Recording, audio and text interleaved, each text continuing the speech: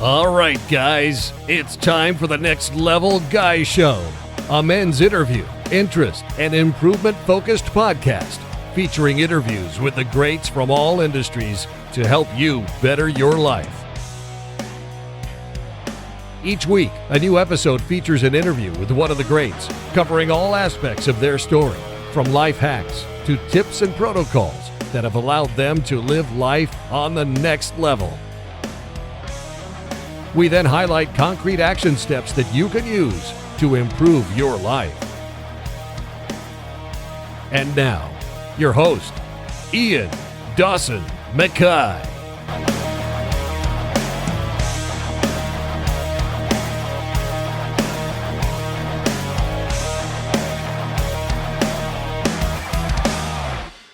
Hello and welcome to another episode of the Next Level Guy Show podcast. I'm your host, Ian Dawson Mackay. The Next Level Guy Show podcast is about helping you reach the next level in your life.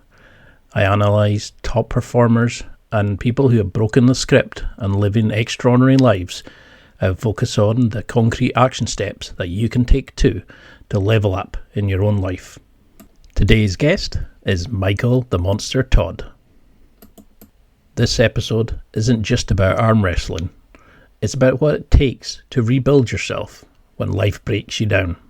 Michael, the Monster Todd, has faced shattered bones, brutal losses, and rule changes that were designed to stop him. Yet every time, he adapted, rebuilt, and risen stronger. Meet Michael, the Monster Todd, a world champion arm wrestler, founder of the Monster Factory, and proof that grit, faith, and consistency can turn your pain into true power. Beyond the table, he's built a space where athletes and everyday people come together to push limits, find their purpose, and reject mediocrity. His philosophy is simple: hard work, consistency, and faith in himself over excuses. As he says himself, mediocrity disgusts me. Being normal never made sense. And that really hit me when he said that. Because why are we living these boring, mediocre lives? Let's break the script and let's start living extraordinary lives. If you've ever felt beaten down or ready to quit, this one will relight your fire. And now, let's get to the interview.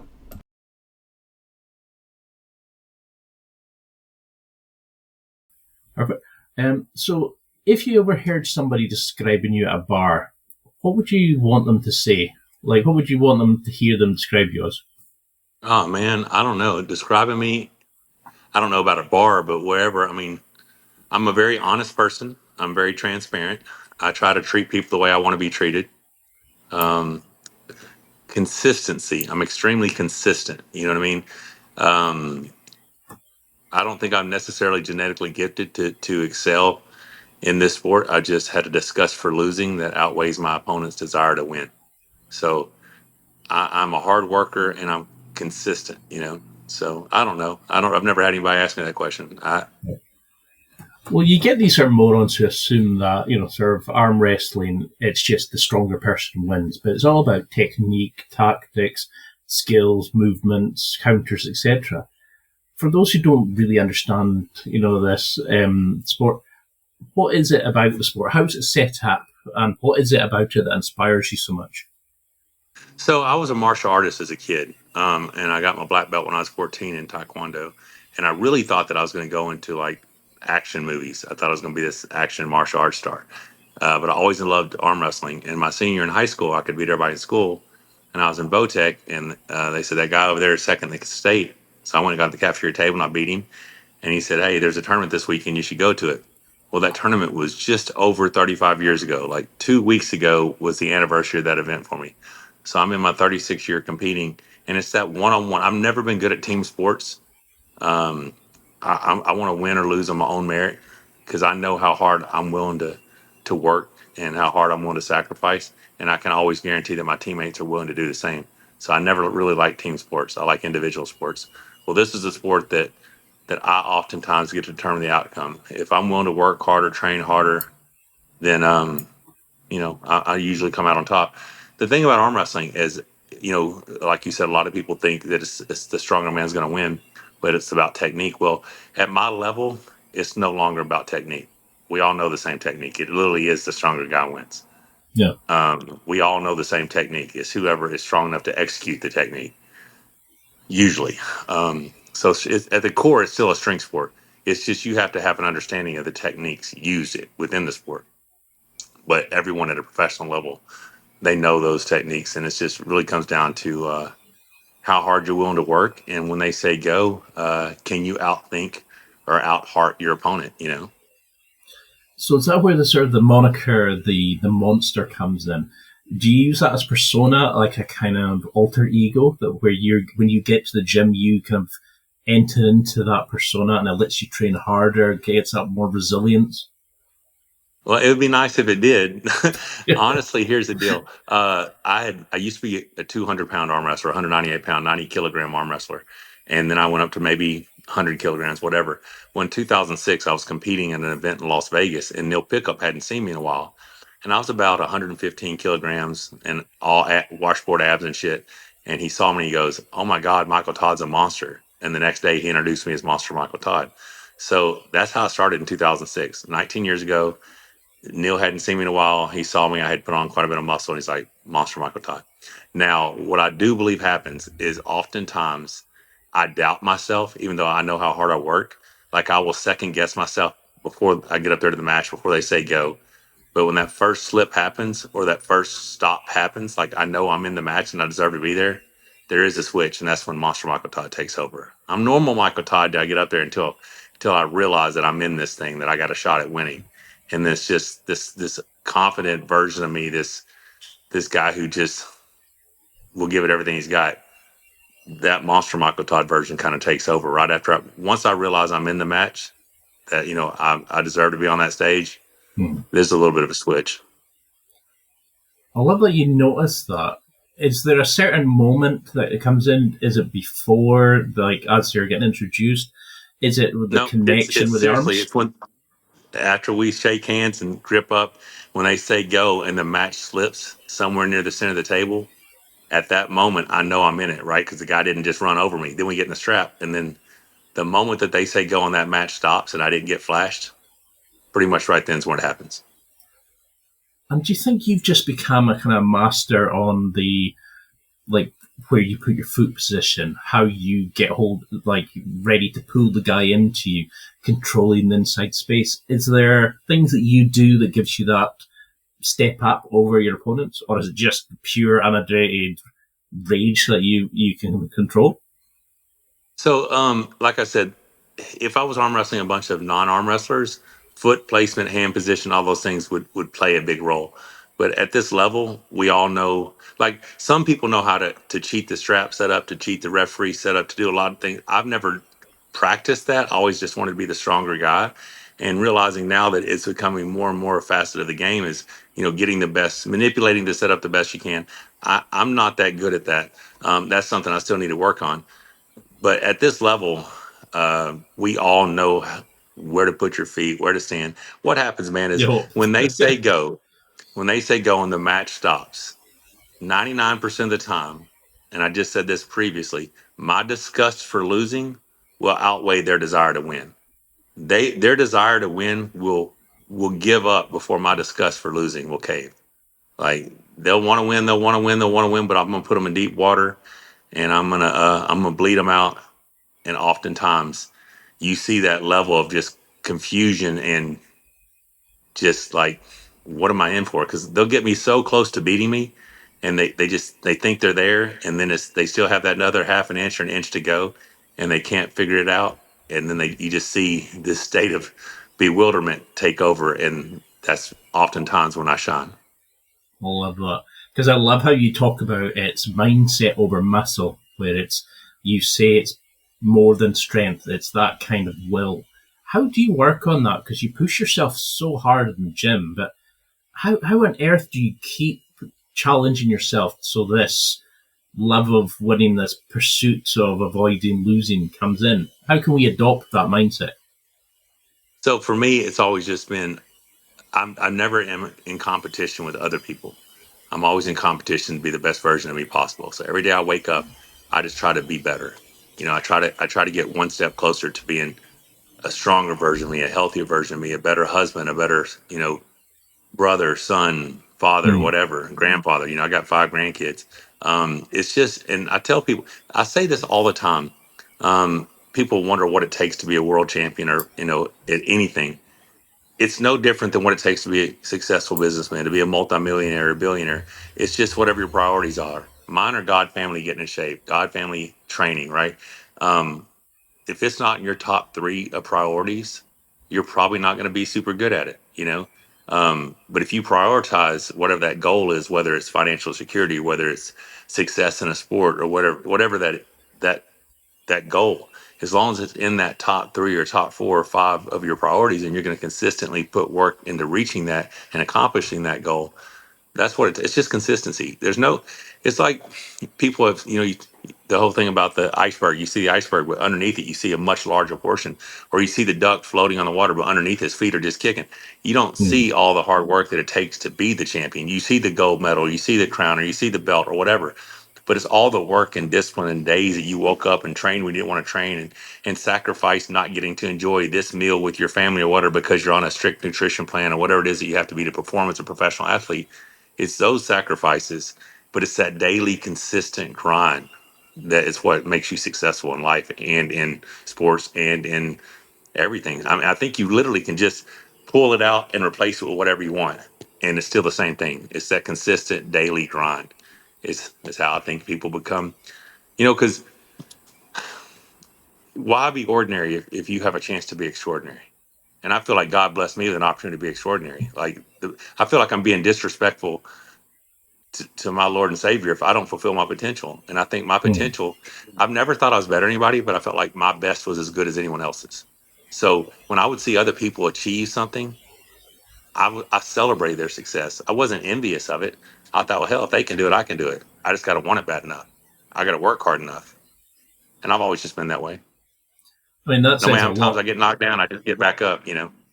I mean, that says more about your character, that strength of personality of your desire, so that you only focus on yourself, that you can actually be happy for others. I mean, do you see that with other people who are the also runs, the ones who are always jealous, comparing?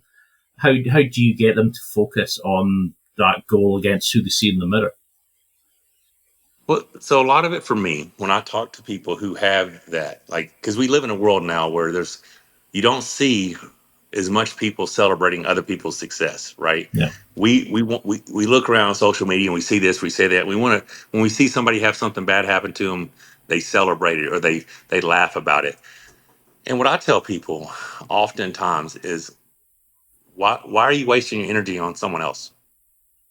If they're successful and they've got something that you want, just go work hard and go set up. And it's not even just work hard.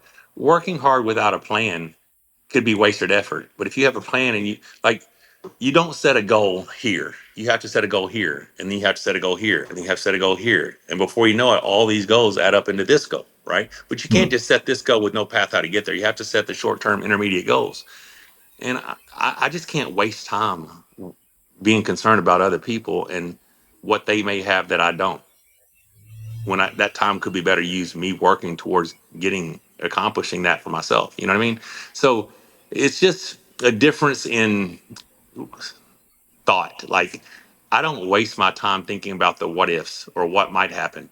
Like, my wife and daughter will worry about, say, and this is completely off topic, something else. Say something happens. Well, what if this happened? What if that? Well, they've done spent 2 or 3 days.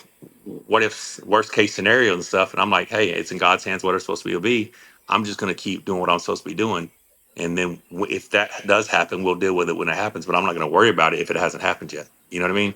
So it's just a waste of my energy when that energy could be more productive somewhere else. And do you put that down to a specific moment? Was there this kind of the first time that happened that you thought, I'm different, I can focus my energy elsewhere? Is there a defining moment that you could put that down to? I honestly don't think so. I was a short, chubby kid growing up. So like my ninth grade year, I was like 5'4" and 150 pounds. Now I was a martial artist already, and I was already a black belt.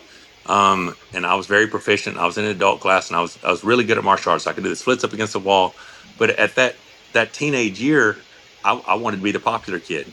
But instead, I was a kind of chubby kid. Right now, if things got nasty, I could pretty much whoop everybody in school because I was the proficient martial arts guy.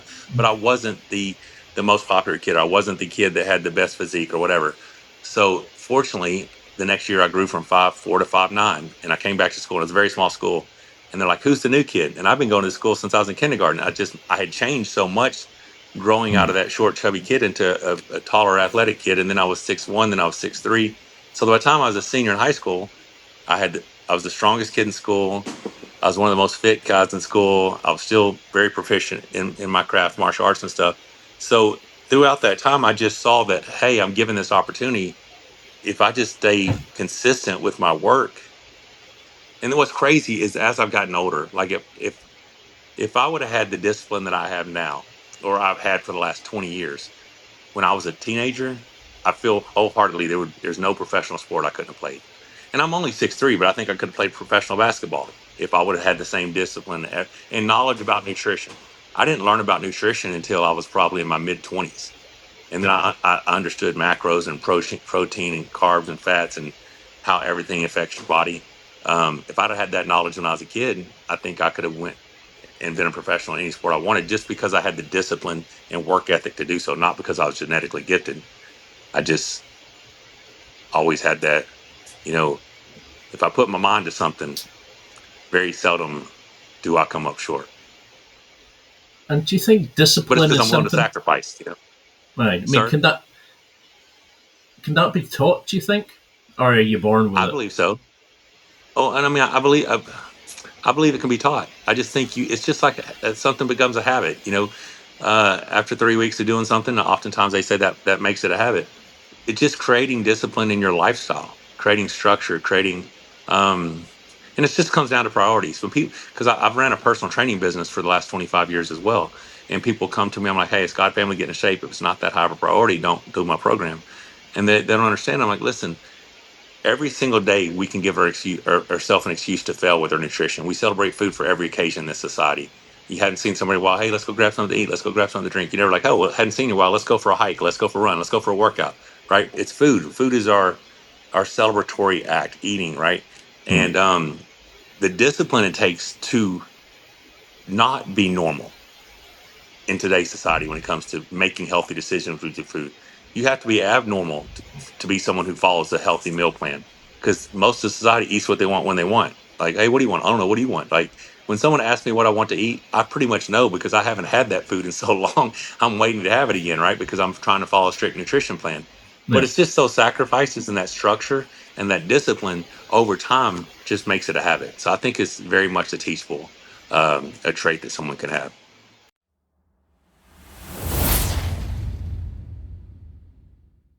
It's time for a quick break. There are millions of potential products to buy, so how do you know which ones are worth your hard-earned money? Simple. You go to nextlevelguy.com/affiliates and explore those that will transform and improve your life. You'll find deals, listener exclusives, and special offers with some great companies. Recommendations are 100% honest and only on items Ian has tried or believes in. The companies showcased will make you a better man in all areas of your life. Simply go to nextlevelguy.com/affiliates and level up.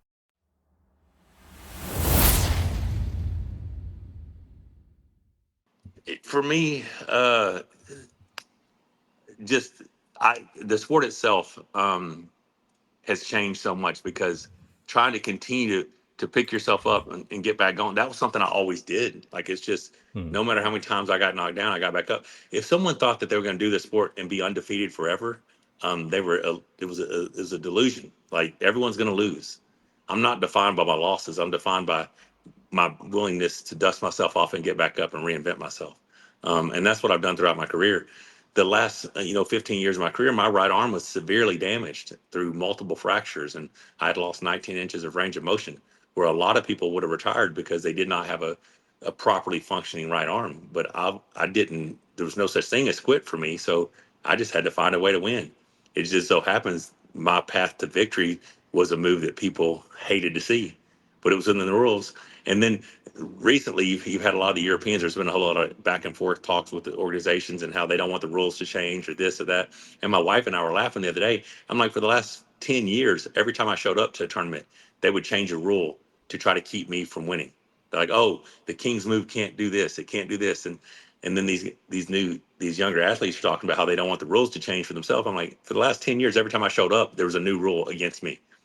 So what did I do? I just dealt with it. I just adapted, because what are you gonna do?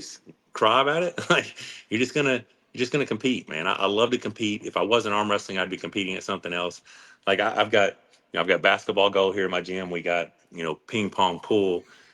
We're over here playing cornhole, bago, whatever you want to call it, and I'm just as competitive in all those things as I am at arm wrestling. I just hate to lose. Do you think that's something that you utilize? That's the monster side. That when people hate me, you can leave that at the table, and then you're Michael outside of that, or does the hate bother you? Does it annoy you that people focus on this move rather than just improving it and finding something that works for them? For a long time, it did. For a long time, it bothered me a lot because I wasn't being hated for being a character. I was being hated for being me. Like I was being hated Hmm. for a person who wanted to win, um, and winning within the rules. I never cheated. I arm wrestled within the rules. You just might have thought it was unfair, but the rules didn't say it was unfair. You know what I mean? So when I was being hated for just being me, I didn't understand it. I'm like, guys, tell me what's so bad about the guy who just continues to work hard and wants to win. But now, sometimes I let the hate fuel me, and sometimes I just I pray for them. I'm like, hey, they just don't understand. Mm. I'm better off praying for them than anything else. So for me, it's just I have a blessed life. I live every day with my best friend. She and I get to live an extraordinary life because of this obscure sport that I started 36 years ago, and I'm just thankful and blessed, man. Because you've said in another interview that that's the bit that you love. It's the you wake up each day with the person that you love. You have your kids, your grandkids. A lot of us focus on the wins, the losses, where you seem to have a focus on your legacy. What you're going to give back, or this bigger picture. Is that how you avoid letting like losses affect you in such a sort of primal sport where it is about win losing, about masculinity versus masculinity? You can focus. You've got the bigger thing about what you're giving back, but also what you've got you've got gratitude for what you have in your life. Yeah, so I mean, arm wrestling doesn't define me. Like it isn't all there is to me. I'm a much deeper person than just arm wrestling. Yeah. Arm wrestling is just a vehicle or an outlet that I use to, you know, really basically just let my competitive side, my competitive nature, have an outlet. But at the end of the day, if my entire life was based on wins or losses, that would be a pretty shallow life, right? I wouldn't have a whole lot Mm. of. To me, it's just I'm going to win or lose. I'm most likely not going to die. Like my arm might break, something might come apart.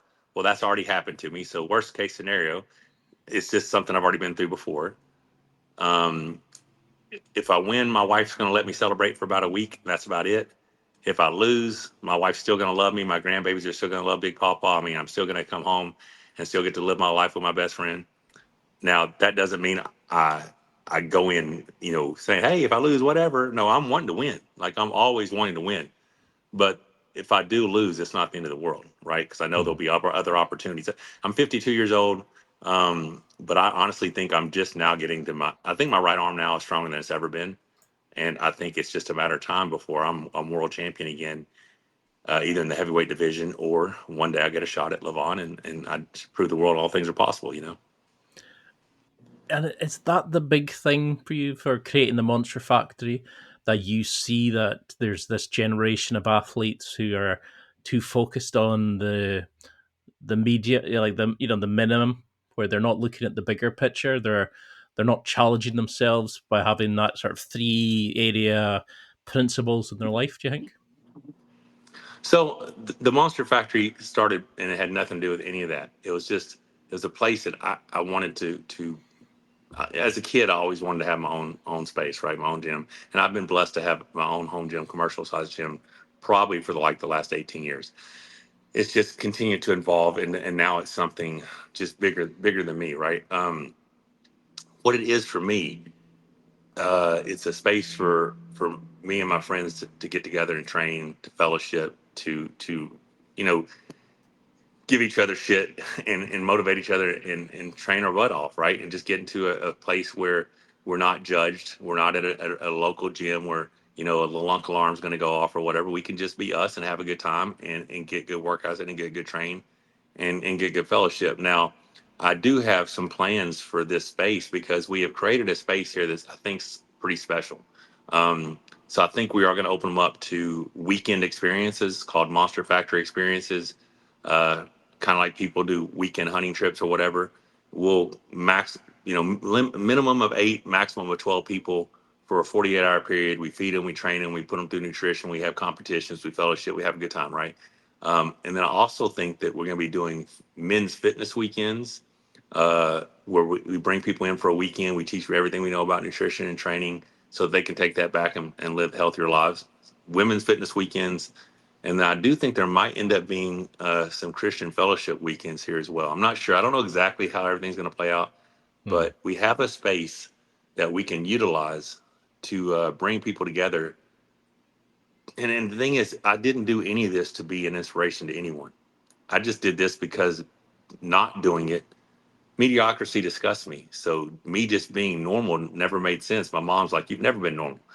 And I didn't. I've never been. I wanted to be more. I wanted to do more. I wanted to accomplish more. I wanted to fulfill my potential, really. But throughout that process and that journey of watching myself take wins and losses, it has somehow turned into an inspirational story for others. So when I get messages from people how I've inspired them or I motivated them or something, that's just icing on the cake. But now I do have an opportunity to actually help people, you know, supersede my level of success, do more than I did, and all it is just teaching people principles that I've lived most of my life by, and it's just hard work and consistency, right, and creating that habit. So I don't know, man. I don't know what God's got in store for me. I know we're blessed where we're at right now. I know I have several doors that look like they're about to open for some pretty cool stuff to happen. But at the end of the day, I'm still training every day, trying to get that world title back. The East versus West world title is the only world title from the professional leagues that I've never won. And honestly, it's probably because since they came into inception, I've had injuries and, nerve damages and all that stuff. And now that I have a healthy arm, um, I think I can go down to heavyweight if I want to and become the heavyweight world champion. And I also think although it might be slim in most people's minds, I really want to pull Levon. I want to see if a 6 months prep me fully focused on a match Levon can do what most people think is impossible, and that's beat Levon. So we'll see. Do you think that's something that sets you aside? Because when you look at your social media, you've made some amazing transformations. You've gone from being the chubby kid, as you called it. I mean, I'm still the chubby kid now, to this ripped mass of controlled anger and pure talent on the mat. But you've come back from the gnarly things. You've treated the sport not like a sport, almost like a craft. You've built these amazing training rituals to work on your skill in that. Is that something that you think's helped you? That ability of making it part of your persona rather than just doing a sport? See, I don't even think that's what's helped me. That's the only reason I'm able to achieve the level of success that I have is because, like I said, I wasn't genetically gifted. I wasn't someone who, if I did not treat myself like a professional athlete, I would not have this level of success. So all those things kind of went hand in hand. Just me taking a very professional approach to being the best version of me that I could be is what's allowed me to have the success that I've had. I got a lot of friends who can go out and party and drink and eat like crap and whatever and still show up to tournament and still be one of the top guys. I've never been that dude. Like, I have to be, my nutrition's got to be on point. My sleep's got to be on point. Like, all these things have to be in order for me And as an aging athlete, as a 52-year-old athlete, I mean, I daily ice bath, hot tub, sauna. I have a hyperbaric chamber upstairs. I do everything I can for recovery so that I still can give myself the best opportunity for success. Um, but yeah, I mean, if it's just, there's really there is no Michael Todd, there is no Monster Michael Todd. I'm just all one guy. Like, it's just in certain instances that more competitive, more confident, more, and I don't even want to say aggressive side comes out that it's, I don't know, man, it's just different. So I really don't, I can't, my wife might be able to explain it better than I can, but I'm the same guy day in, day out. If something pissed me off today, 2 weeks from now, if that same thing happened again, it's most likely going to piss me off, right? Like, I have evolved and I have grown. But as far as consistency, you will never find a more consistent person than I believe I am. I'm very consistent. I'm also very black and white. Um, and I don't know why that is, and I'm also very literal. When someone's like, "Oh, I know a guy. His arms are twice as big as yours," I'm like, "Oh, he's got 44-inch arms. Those are huge. I've never seen 44-inch arms." You know what I'm saying? Because they're not being literal when they say the guy's arms are twice as big as mine. They're just saying that his arms are big. Yeah. But I heard the guy has 44-inch arms because my arms are 22 inches. So if they're twice as big, they must be 44 inches, right? Because I'm so literal. But I don't know. It's just my character, I guess, my personality. No, I think that's good. In a way, you remove the emotion from it. They're trying to be that sort of petty, pick a fight, etc. And where you're just kind of like, you just let it slide and just, yep, okay, cool. I'm just doing my own thing. I'm doing my own thing. My approach. Do you think that's like something that you could teach the people that are listening? Like, how could we ensure our sleep's dialed in? How can we make sure we're eating's on point? What have you found about consistency that are like little gems that might work for athletes who are maybe struggling in that area? So when it comes to nutrition, the best thing to do, in my opinion, is get a meal plan that you can follow, because the best meal plan is the one that you're going to stick to, right? So what might work for me may not be the one that works for you. So find the one that you can stick to, but then have a date, have a deadline to achieve whatever level of fitness that you want to achieve. Because if you don't have a hard date, you will give yourself an excuse to cheat or to fail daily, right? And the biggest thing for me is every single day I try to, even if it's all I did, I successfully ate right, I successfully did my cardio, I successfully did my nutrition, or I did my workout. I go to bed that night and I check it off, and I go to bed feeling like a success, and Hmm. I'm excited about a new day. So you don't have to do it weeks at a time, months at a time. Do it one day at a time. I successfully completed a day. Okay, cool. I believe it's going to take me 90 days to achieve what I want to achieve. I'm one day closer to reaching my goal. I get through tomorrow. All right, I'm one day reaching closer to my goal. And just set yourself up for those daily successes, because the successes is what keeps you motivated and keeps you going. If a person constantly fails, they're going to give up. So make it to where you succeed. Set yourself up for success, right? But by having a hard deadline, like I tell people, do a photo shoot or do a fitness competition or do something or do some physical test on this day, so that I know that I have to be there by this day. So I'm going to do the work. I'm not going to slip. I'm not going to sack. I'm not going to, oh well, this bad meal is not going to hurt me, or this alcohol weekend I'm going to drink all week. And that's, if you have a deadline or a hard deadline, you don't let yourself do that. So all you're doing is teaching yourself discipline and self-control, right? And when you teach yourself that, it's no different than anything else you do in life. Like, once you get used to doing it, it's something that you can draw upon. It's a habit that you have. It's a it's a character that you've created. Like, I am willing to do this because I've done it before. It's not going to kill me. I can do it. So I'm gonna put my head down, blinders on, and I'm gonna focus on the goal. So it's just, I mean, I tell people all the time, it's just prioritizing that goal, that thing that you want to accomplish, and just being consistent with the effort and the work. But celebrate the successes. Celebrate the fact that you made it through the day without slipping, and then wake up tomorrow super excited and see if we can do it again. Hmm. And just before you know it, you've ran 60, 70, 80, 90 days together. And now, oh my God, look at my body. I've completely transformed my body because I put the right fuel in it. And the other thing is, I tell people, if you bought $100,000 sports car, would you put regular unleaded gas in it, or would you put premium fuel? Well, no, you're going to put premium fuel. Well, why would you treat that car better than you do your body? Put premium fuel in your body. So Well, I don't know. No, I love the way you look at it because you come alive when you're talking about the nuances, the focuses. I mean, there's so many people here who they don't care about the small things. It's like you're saying the partying, the going out. How do you measure this? Because you said when you go to bed, you look back and you tick it off. Are you journaling? Are you using visualization? Are you using any kind of like mental techniques? Are you measuring anything particular, or is it just I know I gave my best for today? Used to, I wrote down everything I ate. I had spiral notebooks next to my bed for years of sticking to my nutrition, right? And then after for so long, I just knew what good nutrition was. I knew what good meals were. I knew what my macros were.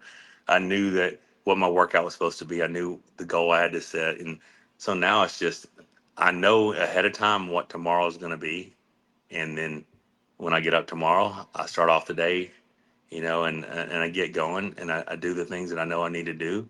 And in my free time, I might sit and watch some TV with Rebecca or lay in the bed with my dogs or go lay out by the pool or whatever.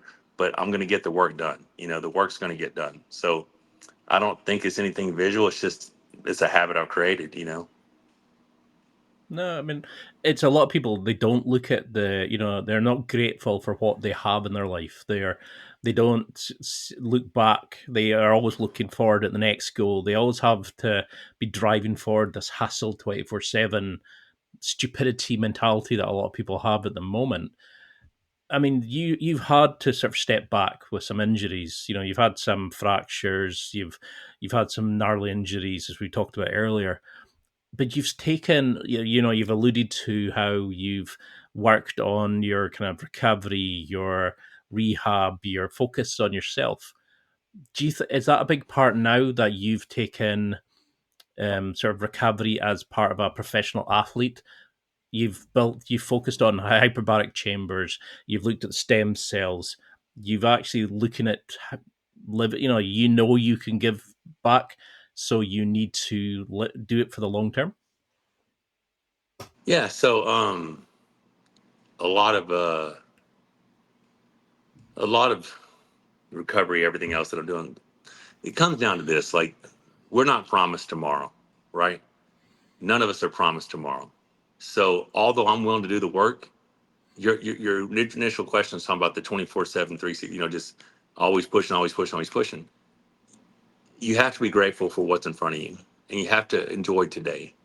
So do the work, set the goal, but give yourself time to enjoy the now. It doesn't have to be about what the future holds and what these goals are. If you're just head down and only focus on that, you're missing the now. You're missing the beauty of what today is. You're missing. I tell people all the time, Rebecca and I we have a very unique relationship, which I find amazing. And a lot of people think it's weird because, we've never been apart more than 9 hours.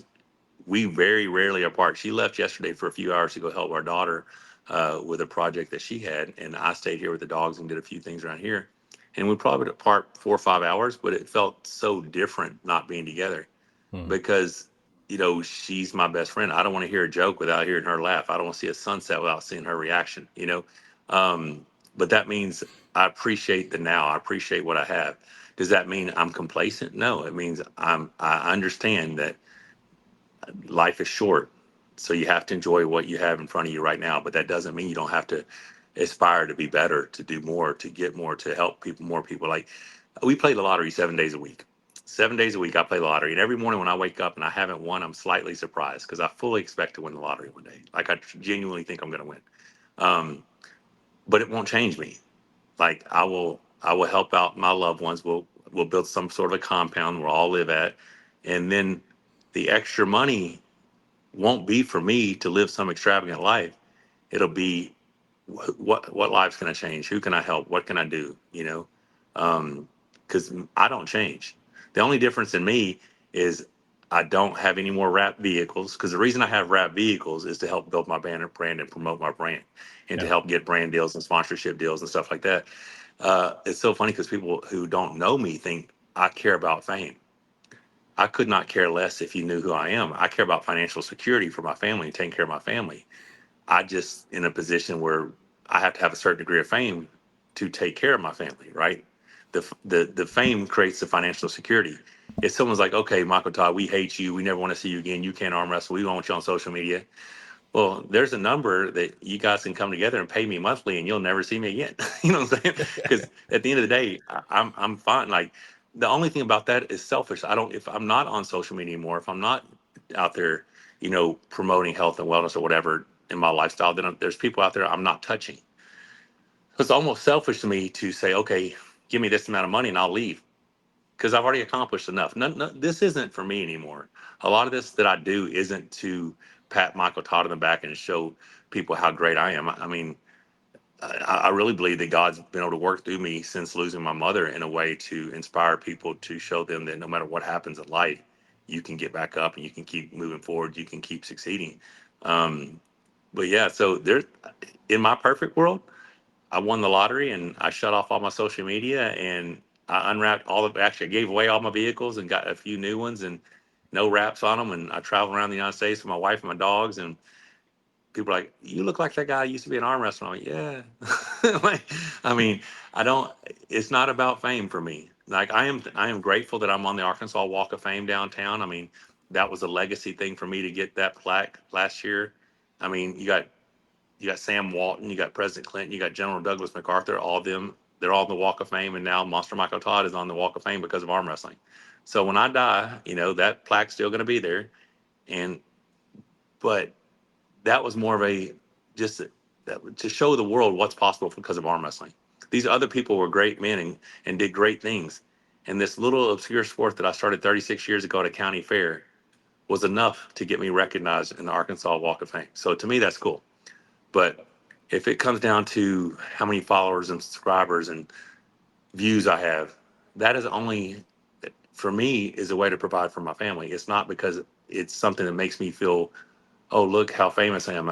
It's arm wrestling. It's not that big a deal. You know what I'm saying? Like, I don't know. It's just, I'm thankful. I appreciate everyone, because if it wasn't for the followers and subscribers and all that and the views, I wouldn't have what I have, because I wouldn't have the brand partnership deals. I wouldn't have the support from the community and different businesses who want to advertise with me, which has allowed me to have this. But yeah, I mean, to me, it's just, this is my job. Uh, Training is my job. Being the best version of me is my job. So that's what I'm going to do. I mean, I would argue that like the reason you're on that star is almost because of the man that you've become, as much as the sport, that you've shown people what's capable if we devote ourselves to like the higher principles. If we chase things in life rather than the Kardashians or the jealous of our friend because they've got a better car than us. You are driven by providing for your family, for being happy, for being the best version of yourself. For very single people like myself, have you any tips of finding our own version of Rebecca, that person that drives us, that inspires us, that you have this sort of, because you say on your website, that this is your true love of life. How can we find our own versions, people who are looking for that companion in life? So what's crazy about me and Rebecca is the first ever arm wrestling event that I went to. Um, the first event I ever went to was the 1990 Saline County Fair. I was 17 years old. Rebecca was also, I believe she was probably 19. No, she was still 17 as well. And we didn't meet till we were 38. But the day that I was at that event, arm wrestling, she was at that same event, and this is a small town, and she was doing a cheerleading competition. But we didn't meet for 21 more years. So I don't know why it took so long. I would have loved to have met her when we were a teenager, because that's more of my life I could have spent with her. But it took us those 21 more years to find each other. So for me, I wasn't looking, I just found someone who, it was just that instant. And I'll tell you something was crazy, because at 38 years old, I didn't realize that love could be what it is that we have. I thought you had childhood, teenage love that was just, you got that crazy feeling all over, and you're all madly in love. And then as an adult, you had a different type of love, because you have responsibilities and you have this and you have that. And it's just, the love is a little bit different. It wasn't like that giddy high school love. Yeah. Well, at 38 years old, I found that giddy high school love again, right? She was so meant to be for us that we it was just such an attraction. We couldn't not be together, you know. So how do you find that? Man, just go out and be the best you. I mean, go out and focus on you. Don't go focus on trying to find that person. Focus on being the best version of you that you can be, and you will attract that person. You know what I mean? It's just be the best you can be. Treat people the way you want to be treated. You know, don't be an asshole. You know, I mean, don't be. I mean, often when I say focus on you, don't be self-centered. Be a good person. Open doors for people. Like it's, I don't know. I'm from the South, man, so I open doors for people. If people, someone needs help with their groceries, I grab their groceries for them. You know, I don't know. I've just always been that person, and I guess people see that when you're not looking. People see that behavior, and they're like, oh, okay, it's a good guy there. You know what I mean? Mm. But I don't know. I don't know how you find that person. But for me, it's when you can focus on you and be the best you that you can be. You're gonna attract that person. That person's gonna find you. You don't have to go find them. I love that. I love how like you've set up a life of I just want to be with my person. I want to have my dogs. I'm grateful for everything, for what I can do, what's happened to me, but also now what's coming forward. And you know, you've gone through some horrific injuries. You tragically lost your mum. But you mentioned about ketamine therapy back then, and you know, you is that when you look back now, the you know r- religious beliefs that you have, the love that you have with your family, looking at them as your kind of guiding rock, as much as that's kept you coming back. That you know you're now transitioning away from the sport, that you don't feel the need to get one more title. It'd be good if it was, but you're just happy with what you have in life. So ketamine is the reason I'm still here. The depression was so real that I just didn't want to be here anymore. Ketamine was a reset for me. My religious and faith beliefs have always been there. I'm from the South. It just shocks me when I hear how many non-believers there are out there, because I've always believed. Just you just grow up in the Mm. South, and you know that's just what you believe, right? So I've never questioned that. But I did realize after ketamine treatment there had to be something more. There had to be a reason. You know, I have this platform, I have this following. What is it that God's trying to do through me? And I felt like it was just show the world that you know, whether how you want to interpret Philippians 4:13, I can do all things through Christ who strengthens me. I literally believe that means exactly what it says. I can do all things, and but God, you know, faith without acts is dead. Like I have to do the work. Yeah. He's just going to work through me and give me that ability to work hard, or to, I mean, because that's, I feel like that's the gift God gave me, was an ability to just endure, right? Just to, I don't want to say suffer, but to have an ability to grind. Like, it's funny times I have friends that are like, man, nobody works as hard as you. I'm like, dude, I'm the laziest professional athlete in the world. I am a lounger. I'm on my back watching TV with my dogs most of the time. But when I'm working, I work hard. You know what I mean? So I don't know, but I've always had faith. I've always believed. But my mother was, it was so funny. If I came home and said I lost, she was so surprised because I won so much. You know what I'm saying? Like Yeah. she's like, well, what happened? Like if I came home and told her I won another world title, it was not a surprise to her. She expected it. But when I came home, I was like, yeah, I didn't win. She goes, well, what happened? You know, like it must have been something, because that's not common for you, you know.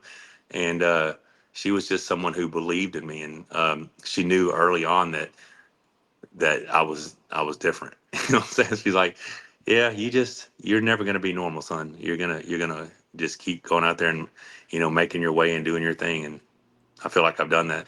And just like you said, I'm thankful for what I have. Listen, Rebecca and I and our dogs, I don't want to lose this life that we have. I love our home, and I love our place, and I love everything. But you could put us in a single wide trailer with my dogs and my wife, and I'm just as happy. That is beautiful. I'm so chuffed at how you found your way back. When you were down at that dark moment, because I mean, I've suffered a lot with intrusive thoughts, depression, etc. Is how have you found your way back to the light? You know, have you found, you know, like what was it about ketamine that opened kind of that door for you in Well, a it way? just I can't explain it. The first treatment I hated because I don't do drugs and I don't like being out of control. I very rarely drink, and if I do drink, I don't get drunk. You know, I just don't like being out of control. And that first treatment, you're not in control. It felt so weird, like a hallucinogenic, whatever. But the second one, I went into that treatment with a more open mind, and I literally in that treatment 4 or 5 times told Rebecca who I was going to be in 2024, and a couple of the names changed at the end, but I did exactly what I said I was going to do, and I knew it in that second session. Like I saw it, I could see myself doing it to the point where I was repeating it over and over in that session. Um, and then it just kind of was this reset. Like I didn't like they did a depression scale when I went in, and I was definitely suicidal, and I think the max was like 36, and I was 33. It was real high. And by the last ketamine treatment, I think I was a 6. I think Jeez. my depression scale went down to a 6 because I was back to. I'm an optimistic dude. Like I was sitting there telling you, I expect to win the lottery. Like I truly think I'm going to win the lottery. This is, I mean, you put me on a lie detector test. Hey, you going to win the lottery? Yes. Like I'm going to pass because I believe I will. So I'm a glass half full guy, and I'm just back to being me again. It just reset me, and I know my mom isn't hurting anymore. I know she's in a. I miss her dearly. Like I'll get emotional. I've been emotional the last couple of weeks, just starting to cry. I think about my mom, and it makes me sad. And I just miss her because I want to talk to her. But I know she's not hurting. I know she's in a better place, and I know that I was left here for a reason. And I'm just going to try to be the best me I can be. That's beautiful, and I think you are a sort of a shining light for a lot of people who are struggling. But you're also, like you could probably tell the love that she had for you and how proud she is of what you do. And I think that's what helps you is you're surrounded by your people. You have some amazing training partners, the love of your life. You focus on the relationships. It's Is that how you think a lot of men could improve? It's finding their band of brothers, finding the love of their life by focusing as a community and our legacy that we leave rather than what we win on the mats. I do believe you need to surround yourself around like-minded individuals, right? You hear that thing, like you're the of your 5 closest friends, that's who you're going to be most like, or whatever. I actually don't know how it goes. Um, but finding people who are like-minded, finding people who are goal-oriented, finding people who celebrate other successes. It's a great group of people to be around, and when you can find that, you can help build each other up and accomplish great things. When it comes to finding your partner, your life partner, um, listen, mine and Rebecca's relationship, we're 24/7, like we're together all the time, so we fight as well, but we love each other so much that it's just we forgive each other and get over it. You know what I mean? So no relationship's going to be perfect. Ours just is. It's the best I've ever had, right? It's the best relationship I've ever had. But it's because we love each other so much and we appreciate each other so much. Straight up, I'm gonna tell you my this is my I don't have a whole lot of time left, but this is my one relationship goal.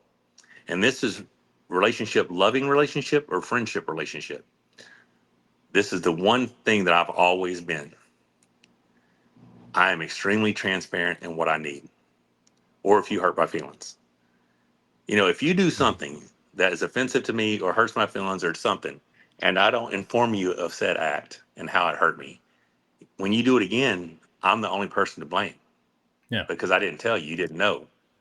So if you're a friend and you do something that I find offensive, I'm going to let you know, hey man, I don't know if you meant it this way, but this is how I took that, whatever. And if you do it again, okay, then I realize you don't really care about my friendship. But if you say, okay, thank you for bringing that to my attention, I won't do that anymore, that saved me so much trouble and so much anguish and there's never a wonder what he's thinking, wonder what he's doing. I just get straight to it. Like I don't feel like I'm a confrontational person. My wife thinks I am. I don't think I'm confrontational. I just don't like to waste energy. I would if you text me and I text you and you text me and the text I interpret that the wrong way, I'm going to call you and say, hey, did you mean it this way? Do we have a problem, or did I misunderstand that? I'm yeah, not going to sit here and waste time wondering what you thought. I'm going to ask you, was this intentional? Do you feel this way about me? Am I taking this correctly? Or did I misread what I said, right? I'm very to the point. And in a relationship, you have to say, this is what I'm missing. Like I need more of this, or I need more of that. And if you do those things in a relationship and you are completely transparent with your partner, you can have a much better relationship. Now, maybe it doesn't work out, and maybe the person doesn't like that much transparency, or you find out things you don't want to find out. Well, then that means that's not the right person for you. But when you can find out a person who you can be open with and transparent with and share your feelings with without the risk of judgment, because you know that they love you and you can tell them how you feel and you can get advice from them, or you can tell them, hey, this is what I'm thinking. What do you think about this? But I've always just been very open with my communications. I'm extremely open. And because of that, I feel like I have healthy relationships. Is that where But I you didn't go to therapy to learn. I didn't go to therapy to learn any of this. I realized that there was a lot of energy wasted on wondering if, hey, I'm just going to tell you, this is what I need. This is, did you mean, I'm just that guy. Like I've always been that guy. I mean, I honestly mean this. Like, I truly find you a remarkable man. There's so much more than just the competing, the wrestling. I mean, we're moved completely away where I was going to go with this, but there's so much more to you deep down that I think we need to show more of to inspire people. Is this where because you've said when you've been through everything I've been through, it's not just strength, it's patience, breath, and believing you can always surge again. That's the difference. That's Monster. I know we're coming to our time, but is that what you want people to remember from this? Like going forward as a sort of summary of this message that you want to put out? Man, I mean, I don't know how I want to be remembered, how I want this, how I want people to see me. Just I'm a flawed individual who is trying to be better, right? I'm just a guy who's trying to be better than I was previously, and I was yesterday. My goals and my aspirations are to be the very best version, and it's just I want to fulfill my potential. And is that potential in sports? Is that potential in business? Is that potential as I just want to be the very best version of myself that I can be in as many aspects as possible, right? Mm-hmm. And because of that, there's always room to grow. There's always lessons to learn, right? The moment you quit learning is kind of when you quit living. You gotta just be open to new experiences and learn from them, and grow. So I don't know if that answers your question, but Monster Michael Todd is just a guy who has a disgust for losing and wants to enjoy every second of every day that he has left on Earth, and maybe that inspires other people to do something similar. And for those who want to find out more and follow you on this amazing journey, who want to come along to the training sessions that you mentioned, the fellowship events, etc., how can we get in touch? How can we follow you on social media, your website, and just see this amazing life and obviously the amazing training facility you have? MonsterMichaelTodd.com is my website. Honestly, I don't even know if I get emails from there. So I tell people just to message me on Instagram or Messenger, because I check my message request. I'm the one guy who goes through that request thing and goes through all his requests. You know what I mean? And I'm the guy who responds back. Like, I don't have anybody else. I'm the one that runs my social. I mean, Rebecca does a lot of the long format posting, but I'm the one that checks my messages, and I'm the one that reach out to brands and ask if they do athlete influencer collaborations. I'm the guy that does all that. So if you want to learn more or know more, if you just want to follow along, Monster Michael Todd across all platforms. If you want to message me about one of our Monster Factory experiences or, men's fitness weekends or fellowship, whatever, that's how you get in touch with me.